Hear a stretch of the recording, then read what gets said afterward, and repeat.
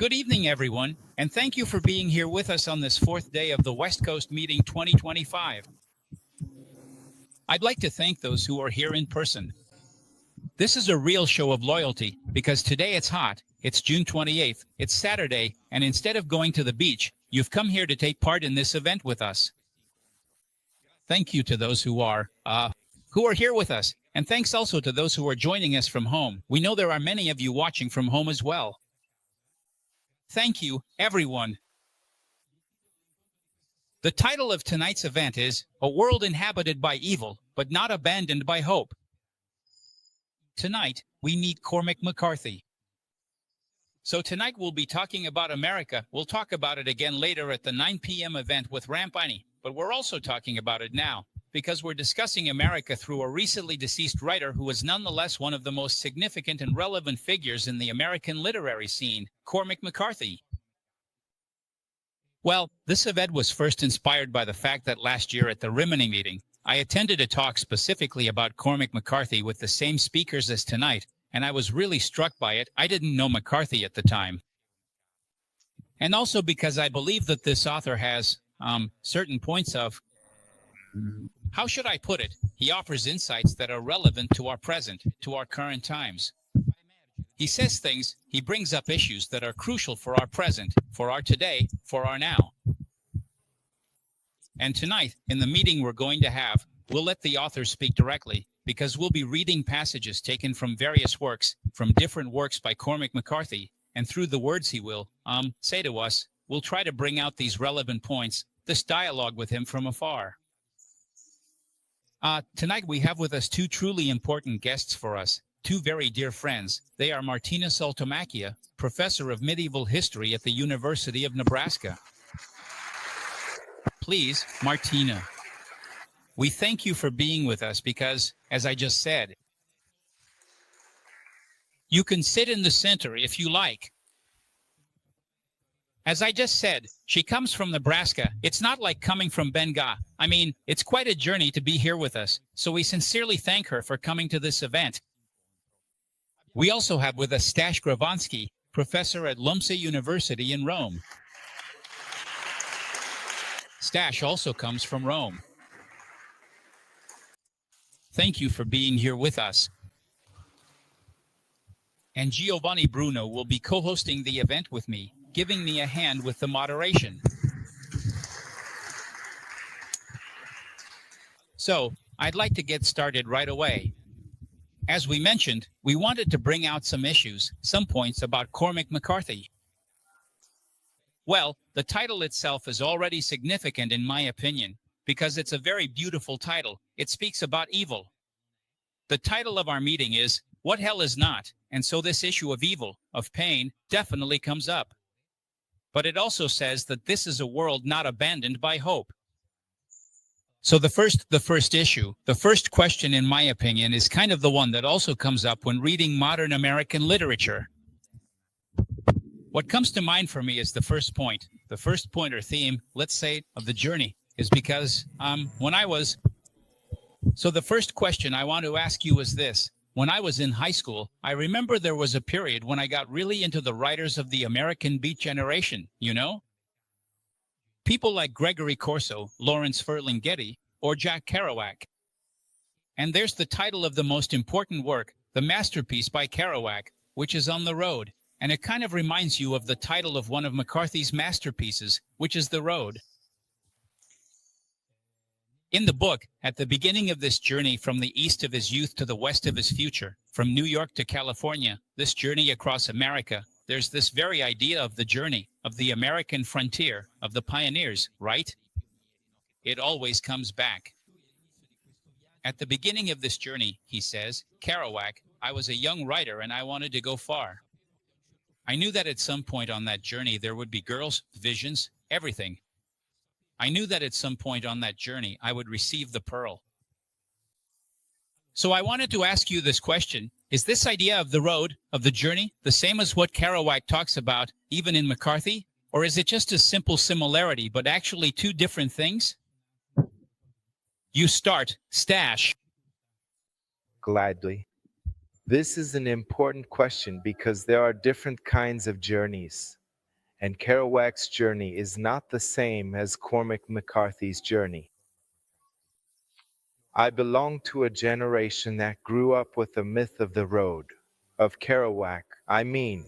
And I remember we were fascinated by these characters who radiated energy and an unbridled vitality. They were characters insatiable for sensations, for experiences, for moments. And that captivated us. But at the same time, we were disoriented by the fact that this journey seemed to be an end in itself. Um, it's as if Kerouac's characters stayed on the crest of the wave. Imagine a surfer riding the board, staying on top of the wave, and when he reaches the end, he starts over again, never going deeper. So Kerouac's characters are. They're kind of like that. They're characters who are always back at square one. There's always a new start, whereas the journey of Cormac McCarthy's characters is a journey radically marked by desire. McCarthy's characters go on a journey that arises, springs from the core of their being, and if they're insatiable for what is essential. They cross territories, and the world throbs around them like a womb that gradually gives birth to them. And so, when the reader reads Cormac McCarthy, they get the sense that there's a gestation taking place, that the character is going through a labor that will lead them to the destination their heart longs for. And in this sense, I'd like to read the first passage of tonight, because it's McCarthy's words that we want to strike you this evening. And the primary protagonists are two young boys, two adventurous young riders who are traveling a significant distance from the vast landscapes of Texas all the way to the vibrant country of Mexico. They followed the fence through the pastures. In the morning cold, the leather crackled. They urged the horses into a gentle trot. The lights disappeared behind them. They ventured into the prairie, slowing the animals to a walk. Under the black sky studded with stars, somewhere in the empty night, the tolling of a bell rang out and faded far away, where there were no bells. On the curved surface of the dark, lightless earth that supported their figures and lifted them against the starry sky, the two young men seemed to ride not beneath, but among the stars. Daring and cautious at the same time, like thieves just entered into that electric darkness, like petty thieves in a shining orchard, pearly protected against the cold and the 10,000 worlds to choose from that lay before them. And I'll jump right in by pointing out a couple of fascinating points in this passage he just read. And first of all, I'd like to offer an interpretive key for all the passages that will follow. Don't worry if you've never read McCarthy before tonight, or if you can't follow the plots of the stories we'll be talking about, because one of the discoveries you make when reading McCarthy is that his stories, he's written quite a few novels, are actually all one single story. In fact, a couple of years ago, when a group of 6 or 7 friends and I started reading his novels, each of us would read a different novel. And then every 2 weeks we'd get together to share the thing that struck us the most, to read aloud to the others the page that had impressed us the most. And every time, we were amazed at how each passage would interact with the others, at how each story would shed light on and clarify the pages the others had read. And that's exactly why, because it's a single story with a single character, which is humanity itself. So, just let yourselves be moved by the suggestion, by the echo of these words that will be spoken tonight. In this passage that he just read, we have these two kids, John and Relly, who are running away because John is 14 or 15 years old. He has a huge passion for horses, and he found out that after his grandfather died, they decided to sell the ranch where he lives and all the horses. So, faced with this situation, he convinces his friend and adventure companion, and together, at night, they steal two horses and set off on this journey, the beginning of which is what Stas just read to us. Every word in McCarthy is incredibly precise. He is a painter of landscapes, of geography, of the places he describes, but he also shows us the environment these characters move through. For example, at the beginning, he read, "In the cold of the morning, the leather crackled." The leather, something completely inanimate. And yet it crackled, it was full of life. Everything, the stones, the landscape, the trees, the leather, bursts with life. And then, crackle is a very precise word. What crackles is fire. And so, right from the very beginning, this is one of his very first books, we find this tiny insight, which will then be developed throughout all of McCarthy's literature, this, crackling of a mysterious fire. And then, they're under this black sky. And yet, the thing that sticks in your mind from this passage isn't just the black sky.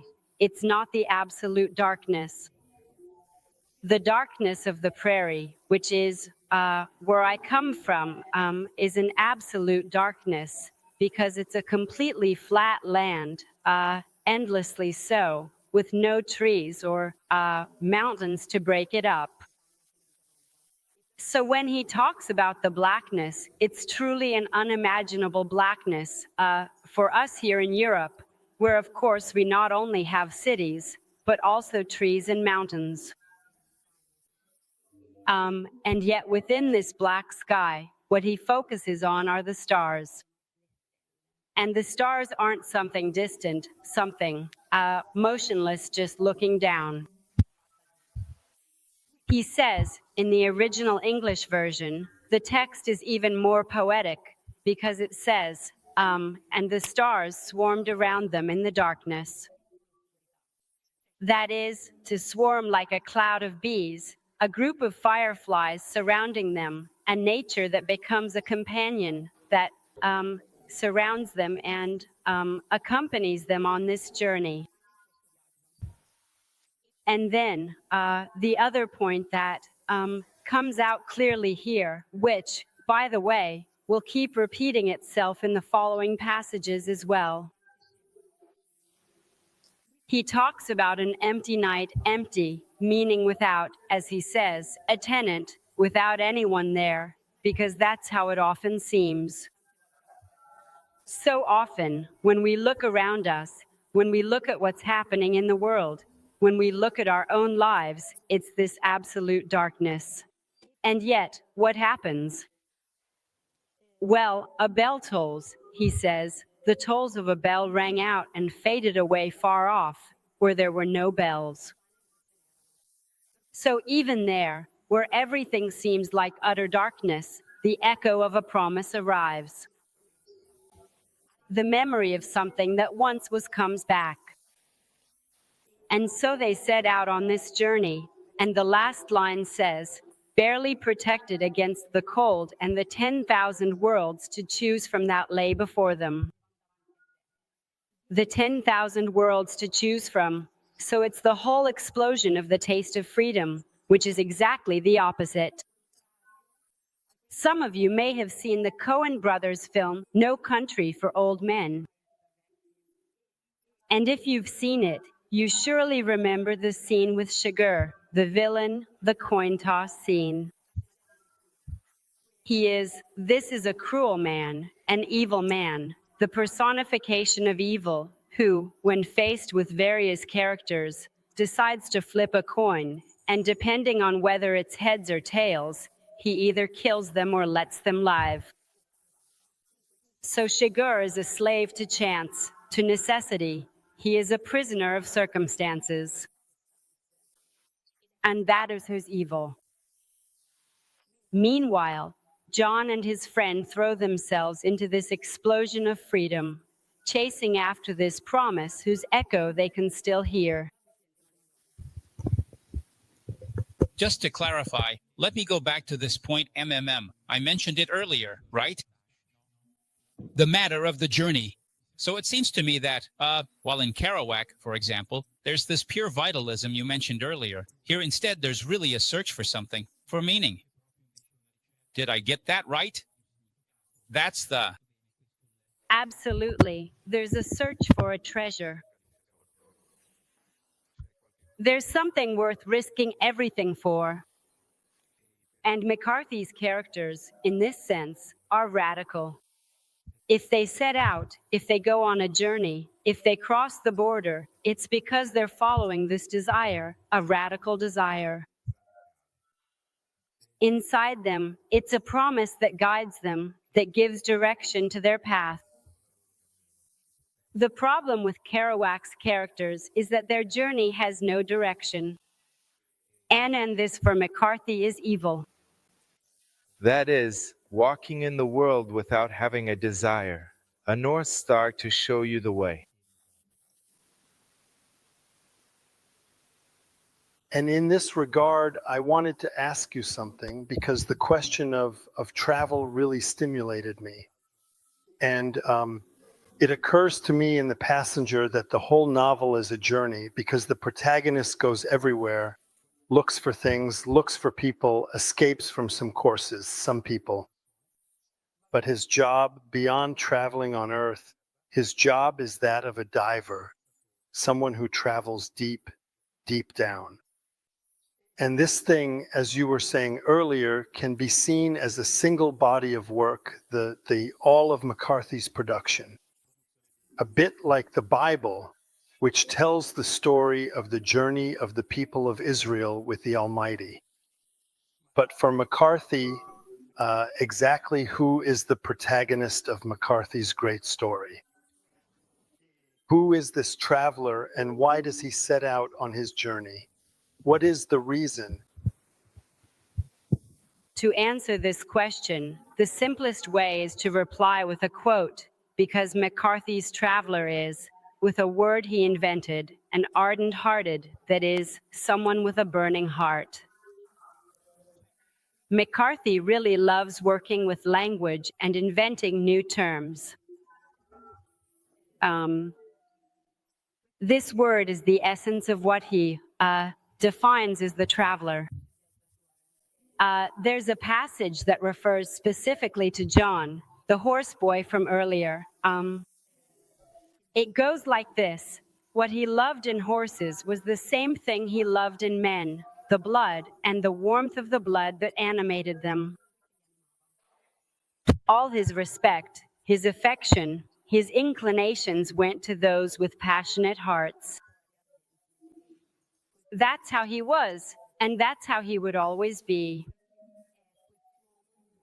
So, it's this man who feels the intuition of a promise, who senses the crackling of a small flame, and that's why he sets out on a journey. That's why he leaves. He throws himself in completely, steals horses or chases after whatever, from time to time. Seems to him to bear the face of this echo, that he's searching for. In fact, another character, fundamental in this sense, is Billy. Billy, who instead encounters not horses but wolves and... Here's Billy. One night during that first winter, he woke up hearing the wolves howling in the low hills to the west, and he knew that with the new snow they would come down into the plains to hunt antelope by the light of the moon. He took his pants from the side of the bed, his leather jacket lined with plaid wool, and his boots from under the bed, and went into the kitchen where he got dressed in the dark, warmed only by the faint heat of the stove. He lifted the boots up to the window light to figure out which was the right and which was the left. He put them on, stood up, went to the kitchen door, and went out, closing the door behind him. As he passed by the barn, the horses barely whinnied in the cold air. The snow crunched under his boots, and his breath condensed in the bluish light. An hour later he was crouched in the snow on the dry bed of the stream, where he knew the wolves had passed. Their tracks were on the sand and on the snow. They had already gone down into the plain, and when he crossed the fan of gravel where the stream veered south into the valley, he saw the spot where the wolves had crossed before him. He crawled on, hands tucked inside his sleeves to shield them from the snow, and when he reached the last of the low junipers, beyond which the open valley stretched out beneath the ominous peaks, he crouched to catch his breath and then slowly stood up to look. They were running across the plain, harassing the antelope that moved like ghosts on the snow, tracing circles. All around, a white powder rose in the moonlight, and the animal's breath drifted pale as smoke in the cold air, as if a fire burned inside them. In the silence, the wolves circled, twisted, and leapt, seeming to belong to another world. They went down into the valley, following its curve, and then moved away into the plain until they were nothing but tiny figures in that vague whiteness. And then they disappeared. He was very cold. He waited. Everything was still. Only his breath told him which way the wind was blowing, and he watched it appear and vanish again and again before him. He waited for a long time. Then he saw them coming. They leapt and whirled. They danced. They buried their snouts in the snow, finally the wolves. They spun and ran and rose up in pairs in a dance on two legs, then started running again. There were 7 of them, and they passed just over 6 meters from him. He saw their almond-shaped eyes in the moonlight. He heard their breathing. He felt the presence of their awareness like electricity in the air. They gathered together, sniffed each other, licked each other. Then they stopped with theirs pricked up. One of them brought its paw to its chest. They were watching him. He held his breath. They held their breath, motionless. Then they turned and trotted away quietly. When he got home, Boyd was awake, but he didn't tell him where he had been or what he had seen. He never told anyone.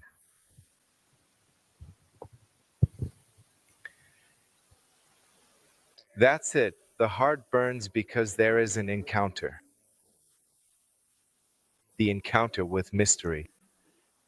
And here, the encounter is Billy's meeting with this pack of wolves and this exchange of glances.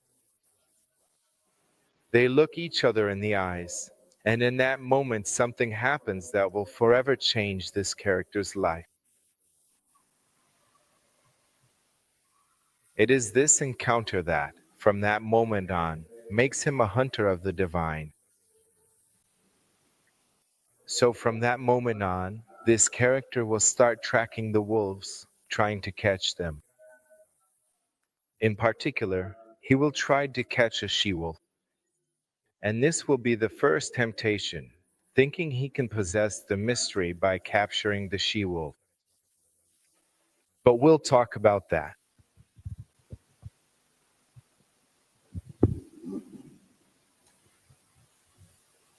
Another theme that runs through all of McCarthy's literature is the frontier. It is a real and symbolic place, fundamental to American literature in general. But what does the frontier represent for McCarthy? Why is it so important? The frontier is a significant threshold that the earnest seeker of the divine must inevitably cross. In McCarthy's novels, the frontier is a specific physical place. It's the border between Mexico and the United States. But of course, it's above all a symbolic element. It's a symbol. But of what? It's the frontier between the visible and the invisible. The traveler who wants to find the treasure in the field must go beyond his own land, must set out on a journey, and must go further than where the promise in his heart is pointing him. And when you cross this frontier, you truly have 10,000 possibilities. You truly enter the realm of possibility. When you open yourself to the mystery, when you take a step toward the mystery, anything can happen. And the consequences, as we know from each of our lives, are absolutely unpredictable if you take that step, provided you cross the frontier. So, an extraordinary and truly remarkable act in the wake of this significant promise is, for example, the meticulous carving of a substantial stone trough, a task requiring considerable effort and dedication. It is this trough that Sheriff Bell in No Country for Old Men finds himself contemplating one morning, as something that is a sign of that promise, a sign of that journey toward the mystery.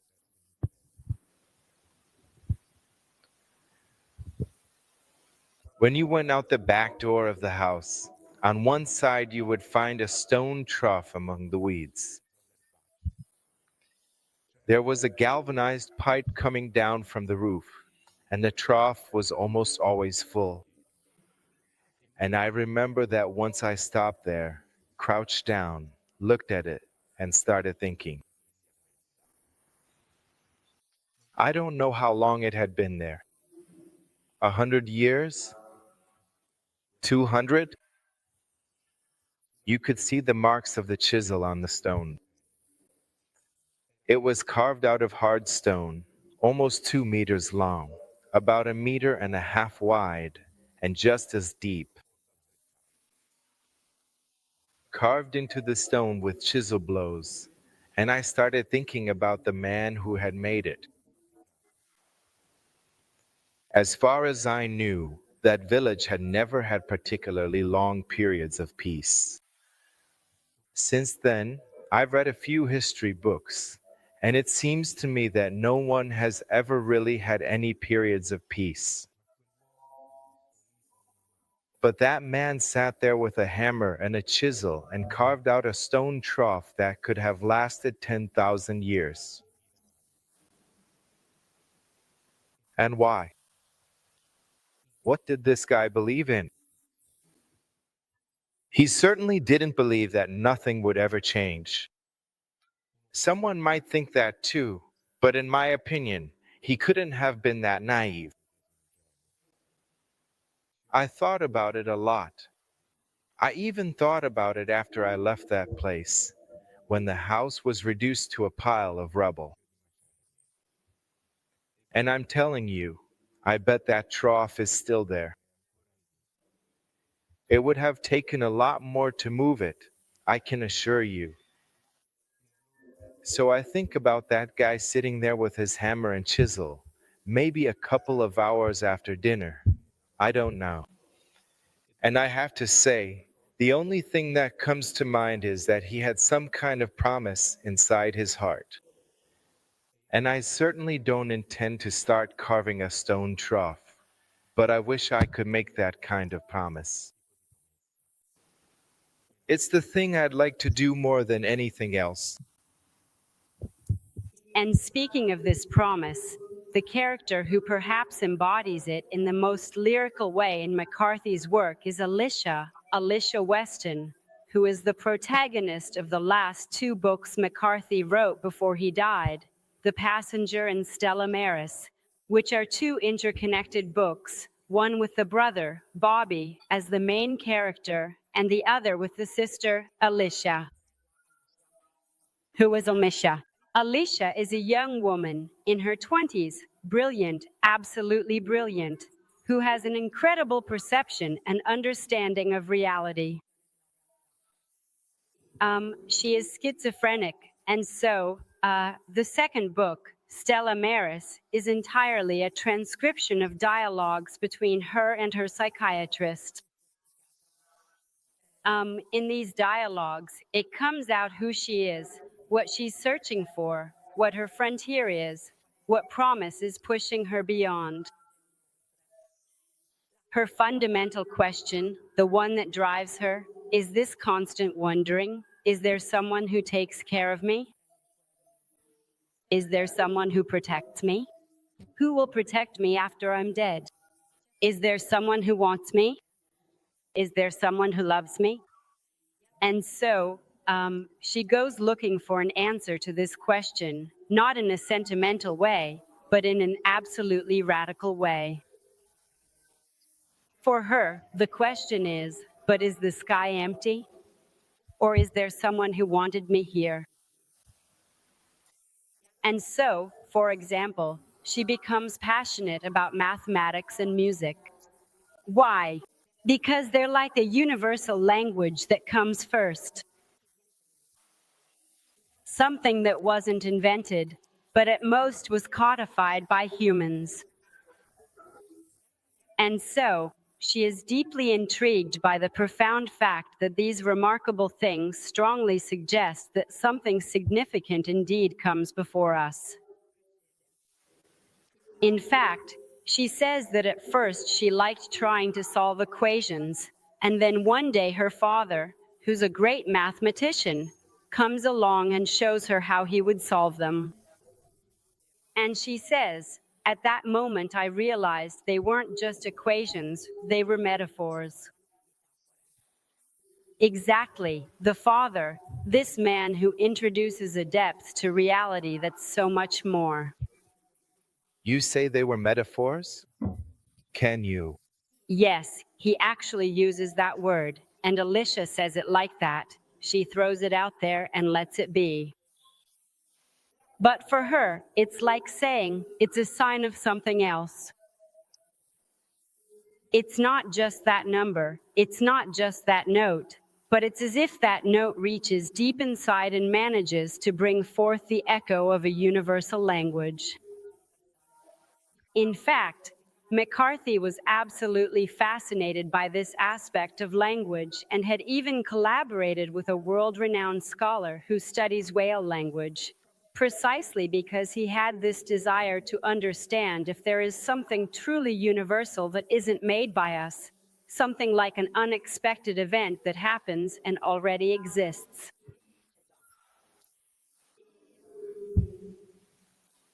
So now we can listen to this piece where Alicia comes out with her whole self. Alicia, as I was saying, is passionate about mathematics and she's passionate about music.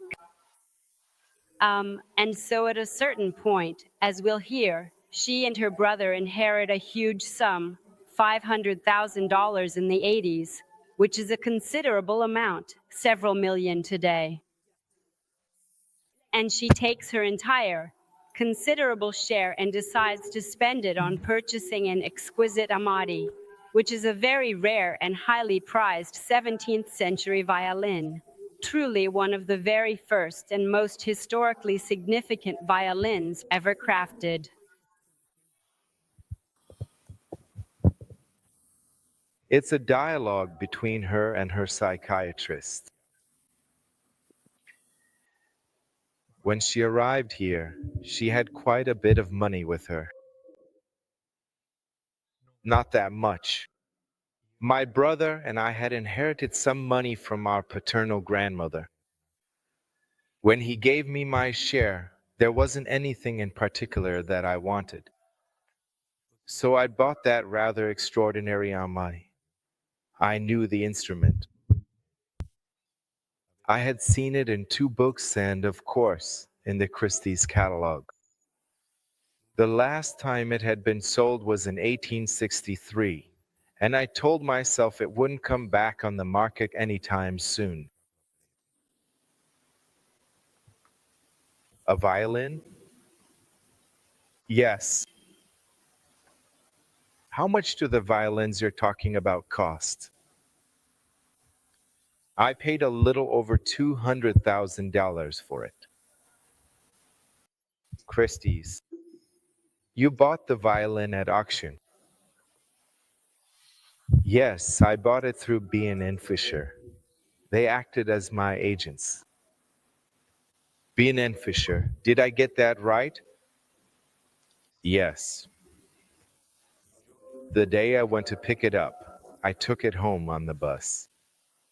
I walked up the stairs, went into my room, and sat on the bed with the violin on my lap, just looking at the case. It was a German case, probably from the late 1700s. It looked almost new. Black calfskin with nickel silver clasps. I snapped them open one by one with my thumb and lifted the lid. I remember every breath. But had you already seen it? Had you seen it at the Cellars? No, I hadn't seen it. They placed it on a counter and started to open the clasps, but I stopped them. Of course, I had seen some photos. The photos in the Christie's catalog were probably the best. The maple wood was extremely dense and highly flamed. The back was made of 2 pieces joined almost in a herringbone pattern. A rarity. I thought it was the most incredible thing I had ever seen. You bought it sight unseen. Yes. I went to Benet and Fuscher with the money in a bag. By bus. Yes, I gave them the money and they took it to the back room and counted it. They couldn't believe I was walking around with hundreds of thousands of dollars in a bag. Hundreds of thousands of dollars? Where was the auction? In New York? Yes. And you said you didn't even want to see it? Yes. Okay. And you didn't want to see it because you wanted to be alone with it when you saw it? Yes. So you brought it home on the bus? Yes. I got home, sat on the bed with the case on my lap, and opened it. The smell of a 300-year-old violin is like nothing else. I plucked the strings and it felt surprisingly intimate. I took it out of the case and started tuning it. I wondered where the Italians had managed to get ebony wood for the pegs and for the fingerboard, of course, and the tailpiece. I took out the bow, made in Germany, with beautiful ivory inlays. I tightened it, and then I just started playing Bach's Chaconne in D minor. I don't remember. Such a raw, tormented piece. He composed it for his wife, who died while he was away, but I couldn't make it to the end. And why is that? Because I started to cry. I started to cry and I couldn't stop. Why were you crying? Why are you crying? I'm sorry, for more reasons than I could say. I remember wiping the tears from the spruce wood, putting the almaty aside, and going to the bathroom to wash my face. But the tears came back. I kept thinking about the line, what a masterpiece is man. I couldn't stop crying. And I remember saying, what are we?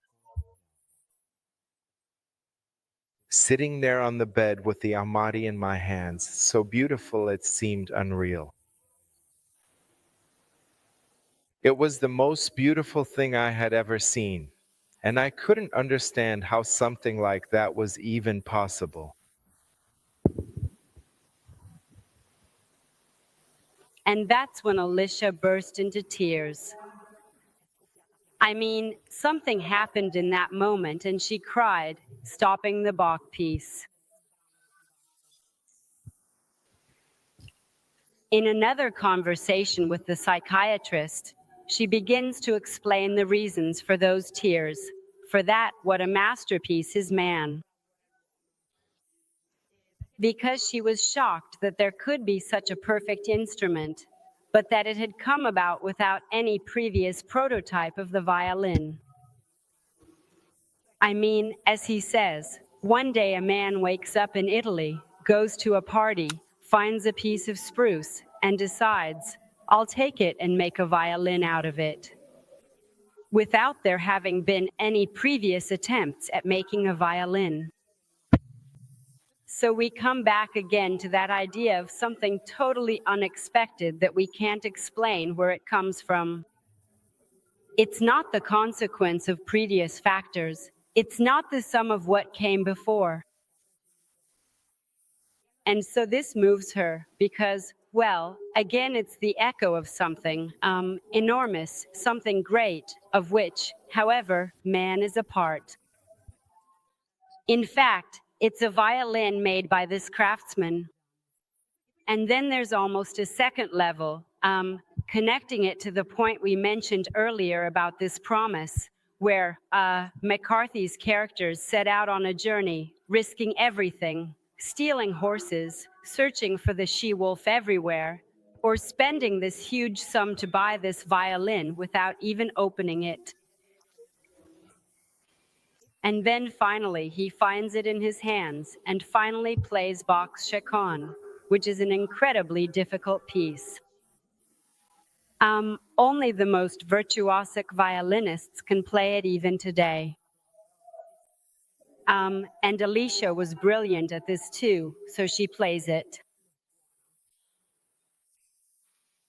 And she stops, as if overwhelmed by the realization that not even this, not even the most beautiful violin in the world, the most beautiful music in the world, not even that can truly fulfill the surge of promise that had moved her. And so she pauses to say, what a masterpiece is man. Who am I? What are we?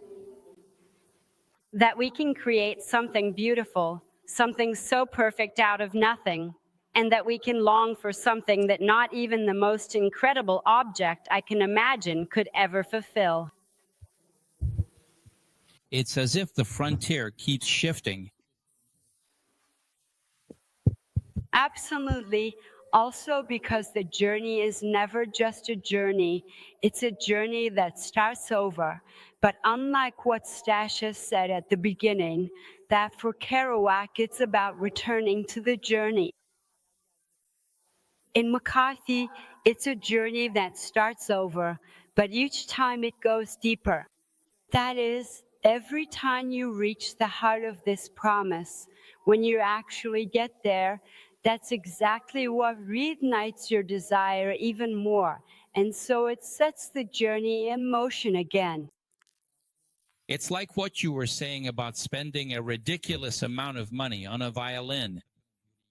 You play it and realize that even that still can't give you everything you were looking for. But that's not the point where you fall into nihilism. It's actually the point where you start again. Because what a wonder man is. There's a detail, which is Alicia's tears. Something fundamental happens. The violin opens up, reveals Alicia's vulnerability. What are tears? They are the sign of our vulnerability, which is the place where the mystery wants to dwell, where the mystery can be received. And so it's as if from that moment on, Alicia is ready to receive what she has always been searching for. And in fact, she will set the violin aside, because it's not in possessing the violin that she will be able to find the mystery. I wanted to ask you all a few more things, also to delve deeper into this aspect of deep desire and of the promise, which in McCarthy, however, passes through a painful journey, that of Western, that of Alicia and their relationship, which is a very ambiguous relationship. It's an extremely strong bond, but at the same time, it's a bond that destroys. And so it brings out one of the themes present in all of McCarthy's books, which is that of evil. It's an evil that is raw, because what strikes you about McCarthy is the rawness, the way he describes scenes, the way he describes details too. There's almost a morbidity to it, but it's not actually morbid. It's maybe just an aspect of the reality of evil. And violence is a constant in his books. It's as if his characters have to go through a dark night before reaching what they're searching for. It's kind of like the journey you described for Alicia. It's a bit like that. But why all this violence?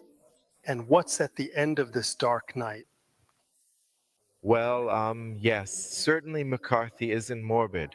He's realistic. He doesn't cut any corners. Evil is described in all its rawness. But even evil has its roots in that longing for the absolute that the protagonist of his stories carries within. What is the mistake?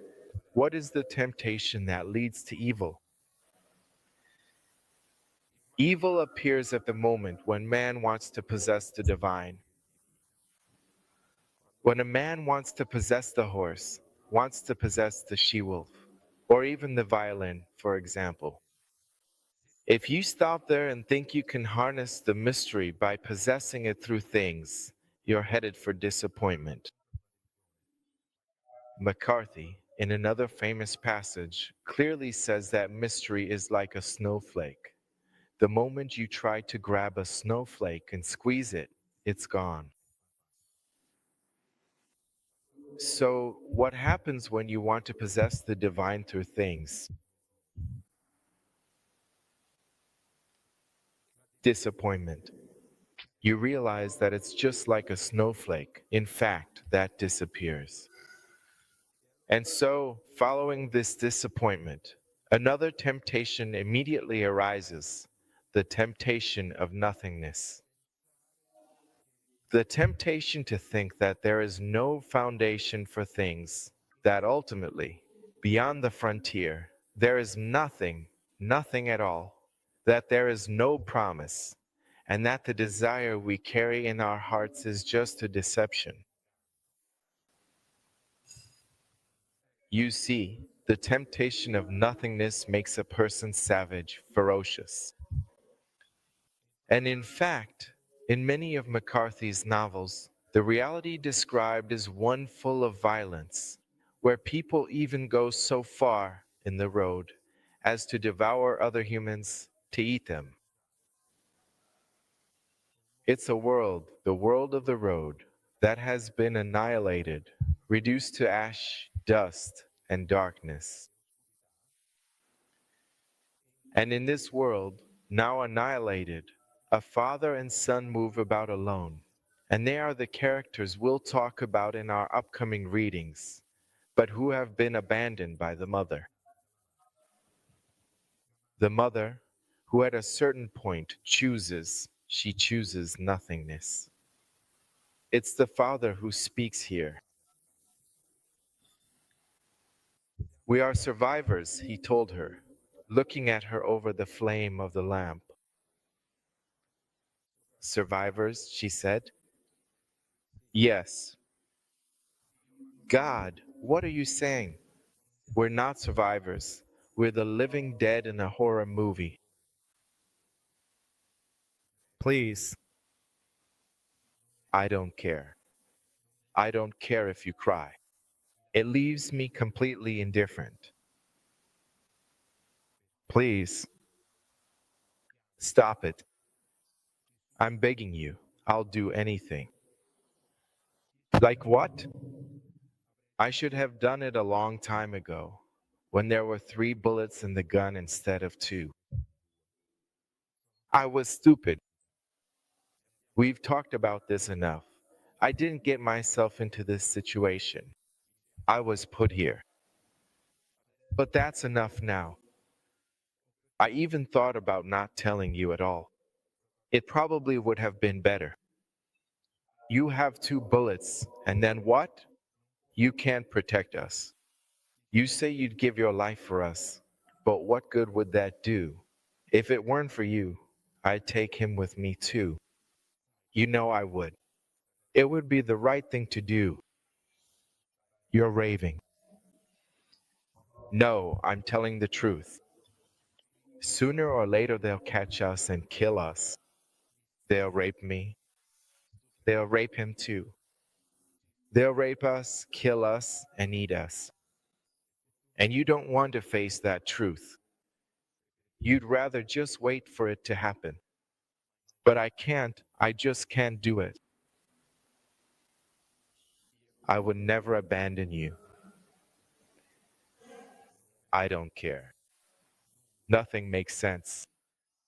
If you want, go ahead and think of me as a cheating whore.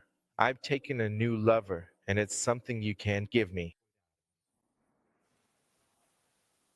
Death is not a lover.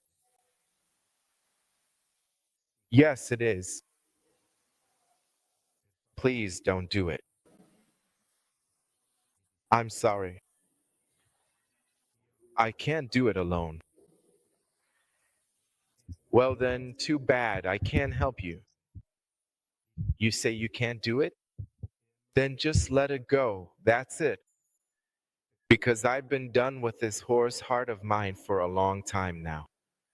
You talk about resisting, but resisting for what?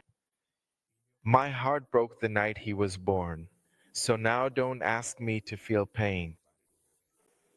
I don't feel any. Maybe you'll manage just fine, I doubt it, but you never know. The only thing I can tell you is that you won't survive for yourself. I know because I would have never made it this far. People who have no one would do well to cobble together, to stitch together some decent ghost, breathe life into it, and convince it to go on with words of love, offer it every tiny crumb and protect it from harm with their own body. As for me, I just hope to reach eternal nothingness. And I hope for it with all my heart. She left, and the coldness of that farewell was her last gift. She would have done it with a shard of obsidian. He himself had taught her that. Sharper than steel, a cut as thin as an atom. And she was right. There were no arguments. The next day, the boy didn't say a word, And when they were ready to set out again, he turned to look at the spot where they had camped for the night and said, "She's gone, hasn't she?" And he replied, "Yes, she's gone."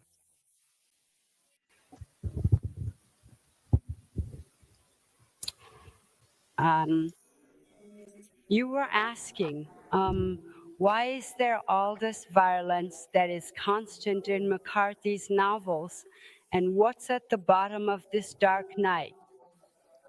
And in my opinion, it's exactly the answer to this second question that makes it possible for not all the characters to react like this mother who decides to give up, to abandon her son and husband, and to end her own life, declaring that everything is nothing.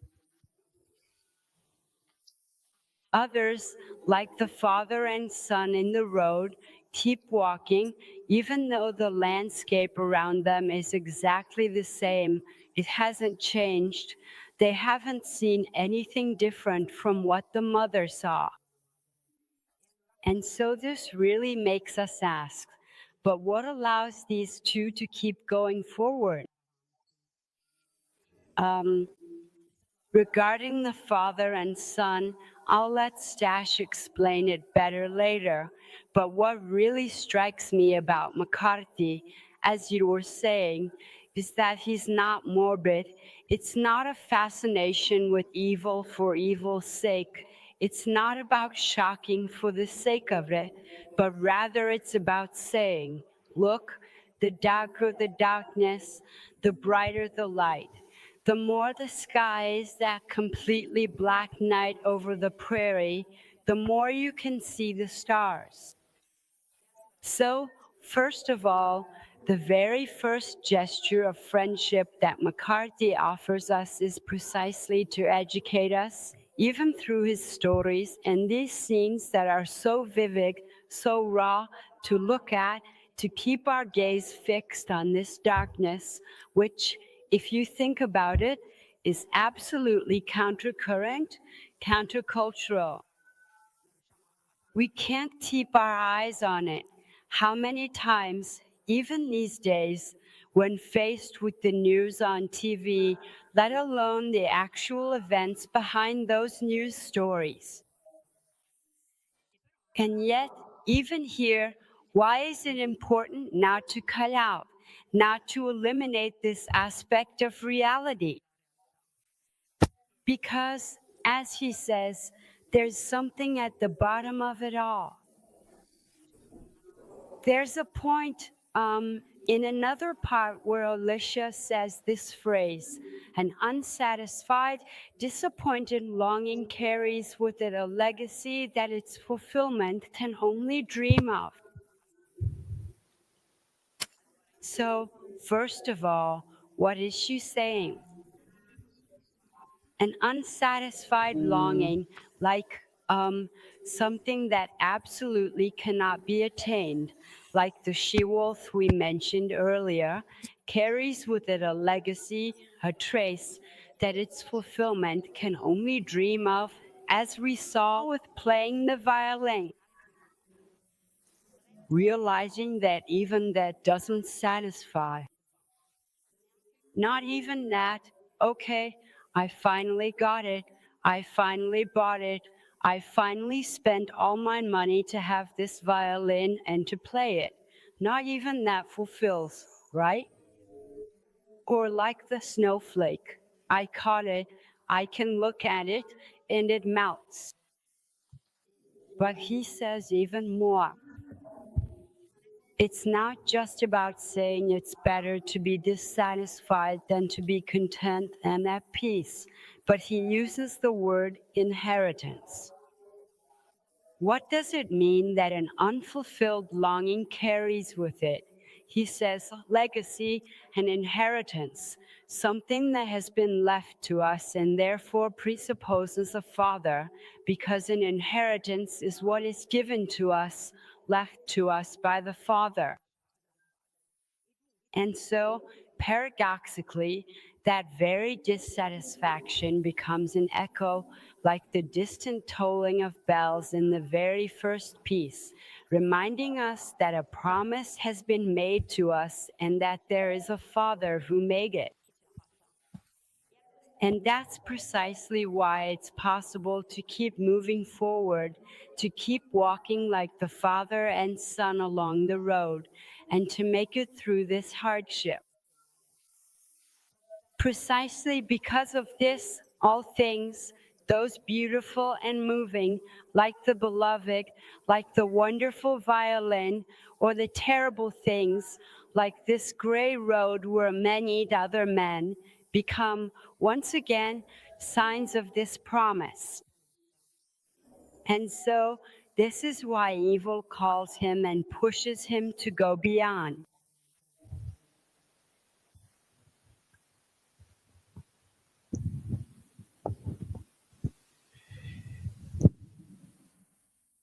One of the most paradoxical images is found on the very first page of the novel The Passenger.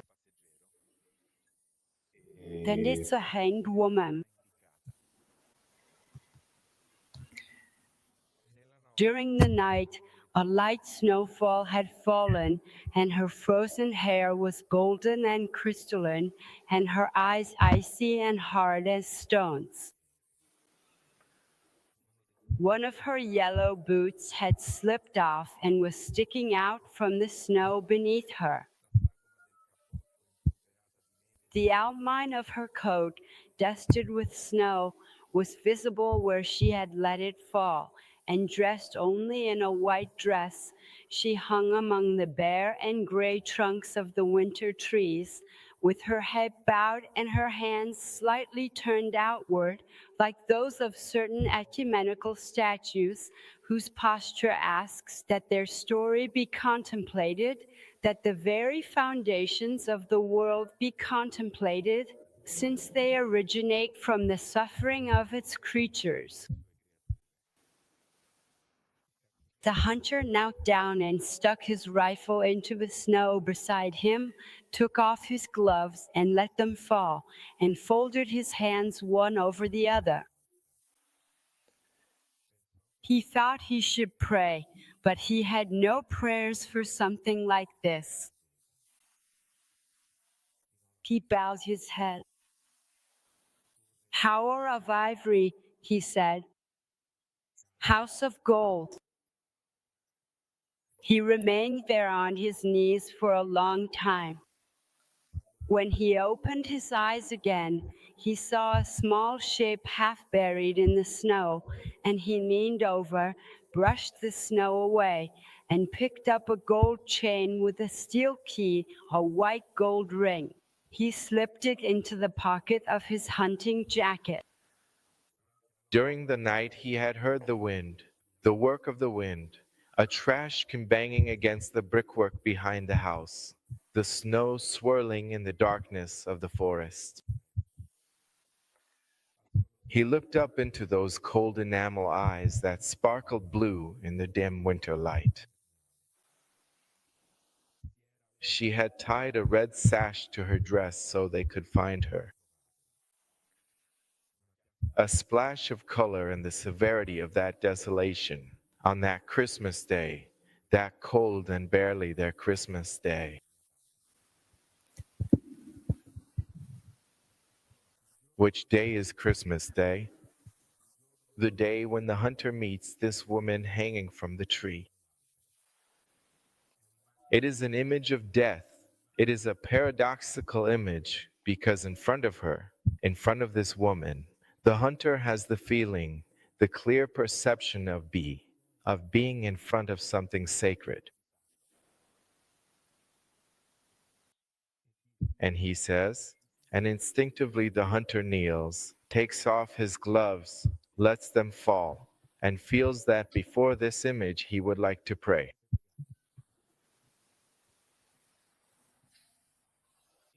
And instinctively he utters a Marian prayer. And he says that this woman, with her hands turned outward, like those of certain ecumenical statues whose posture asks that their story be contemplated, that the foundations of the world be contemplated, since they originate from the suffering of her creatures. It's as if McCarthy is suggesting a posture to us, to stand before evil knowing that evil does not have the final word, because right in the heart of evil, coagulated with darkness, there is light. Right at the deepest point of the abyss, there is the wound that is light, and it is this that provokes in the hunter this instinctive prayer.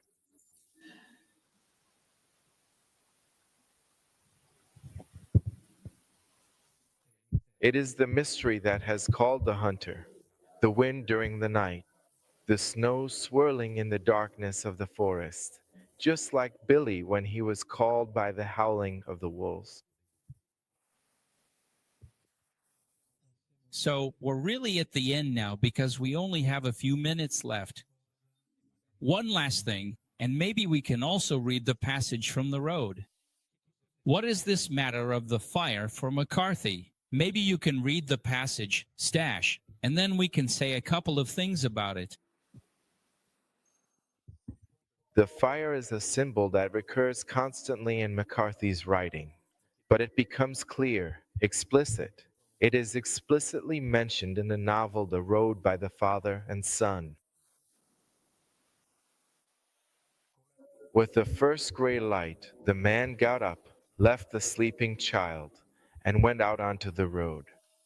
He crouched down and studied the land to the south, arid, silent, godless. He thought it was October, but he wasn't sure. He hadn't owned a calendar in years. They were moving south. They wouldn't survive another winter there. When there was enough light to use the binoculars, he inspected the valley below. Everything faded into darkness. Ash rose lightly in slow swirls above the asphalt. He studied what little he could see. The stretches of road down there among the dead trees, searching for any trace of color, a movement, a wisp of smoke. He lowered the binoculars and pulled the cotton mask up over his face. He wiped his nose with his wrist and went back to scanning the area. Then he sat there with the binoculars in his hand, watching the ashen daylight congeal over the land. All he knew was that the boy was his warrant. He said, "If he is not the word of God, then God never spoke." They passed through small towns where the billboards were scrawled with messages warning people to stay away. The billboards had been whitewashed with thin layers of paint so people could write over them. And beneath the paint, you could still make out the faded ads for products that no longer existed. They sat on the side of the road and ate the last of the apples. "What's wrong?" the man said. "Nothing. You'll see. We'll find something to eat. We always do."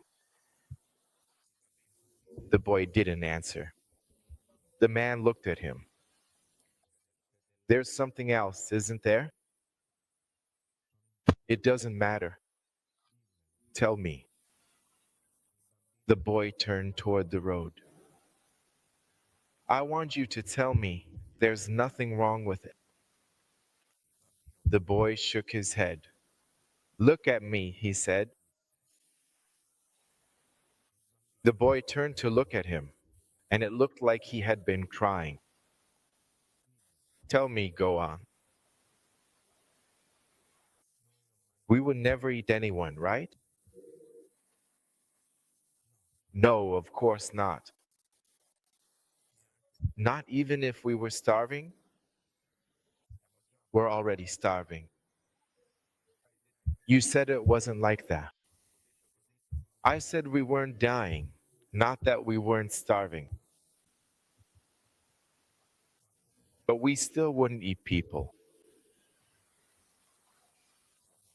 No, we wouldn't eat them.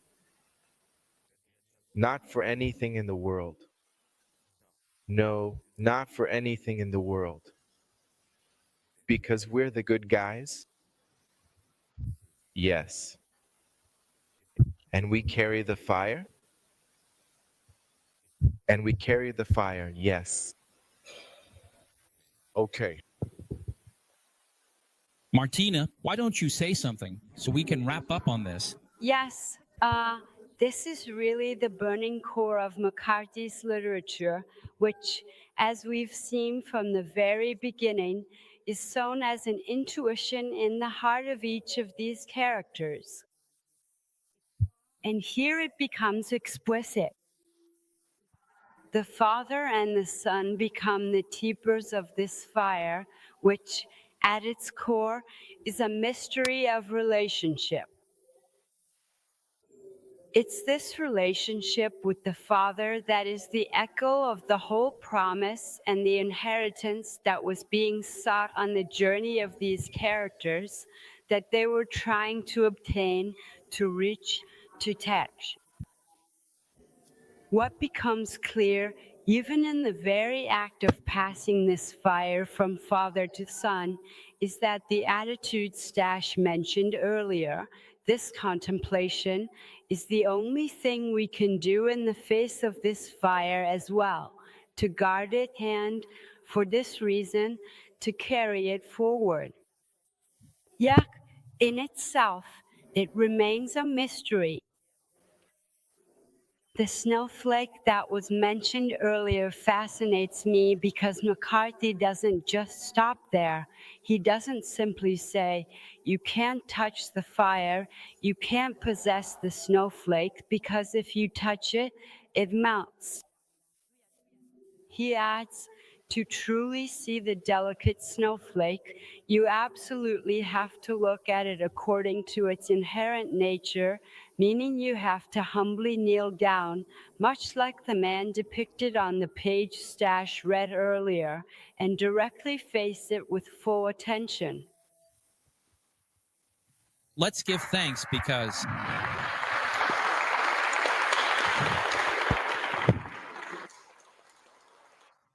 it would be wonderful to talk about this much more, but tonight Martina and Stas have truly, so to speak, introduced us to something magnificent, to this mystery that is always beyond us and that constantly calls us like a never-ending voice. And we really thank them for this evening they have given us. I'll just remind everyone that tonight we had 156 people connected with us, plus those present in the room. So I thank everyone, and I'd like to remind you that at 9 o'clock we'll meet here in this room for the event Artificial Intelligence in Power Games. Thanks again, and see you later.